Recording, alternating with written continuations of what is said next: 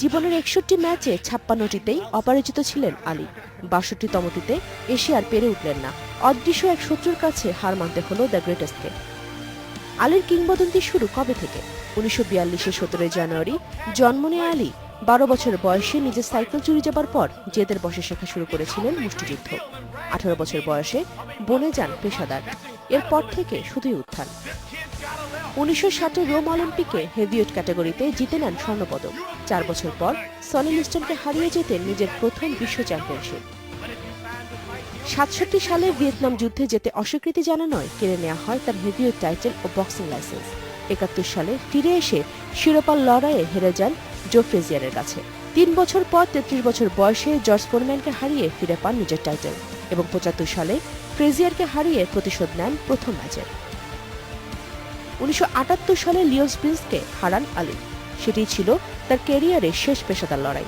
পরের বছর বক্সিং থেকে বিদায় নেন গ্রেটেস্ট। তবে খেলা ছেড়ে দিলেও শেষ হয়নি আলীর কিংবদন্তি। পুরো ক্যারিয়ারেই আমেরিকার কালো মানুষদের অধিকার আদায়ে সোচ্চার ছিলেন আলী। 60-এর দশকে যোগ দেন ম্যালকম এক্সের নেশন অফ ইসলামে। নাম পাল্টে ক্যাসিয়াস ক্লে থেকে হয়ে যান মোহাম্মদ আলী। বক্সিং ছেড়ে দেওয়ার পর 1984 সাল থেকে পার্কিনসন্স রোগে ভুগছিলেন আলী। বিভিন্ন সময়ে শুভেচ্ছা দূত হিসেবে কাজ করেছেন। এসেছিলেন বাংলাদেশেও। 1996-এর আটলান্টা অলিম্পিকের মশাল প্রজ্বলন করেন আলী। এর মধ্য দিয়ে দীর্ঘদিন পর জনসম্মুখে হাজির হন এই চ্যাম্পিয়ন। কালোদের ওপর অত্যাচারের প্রতিবাদে ফেলে দিয়েছিলেন অলিম্পিক স্বর্ণপদক। সেটা তাকে ফিরে দেওয়া হয় আটলান্টায়। এরপর থেকে বেশ কবার মিডিয়াতে আসেন আলী। তবে গেল 5 বছরে অবনতি ঘটে শারীরিক অবস্থার। 2014 সালের ডিসেম্বরে ফুসফুসের সমস্যা নিয়ে হাসপাতালে ভর্তি হয়েছিলেন।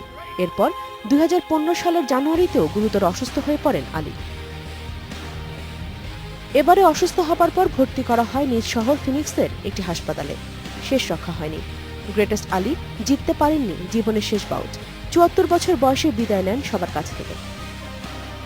Nusrat Jerin, independent news.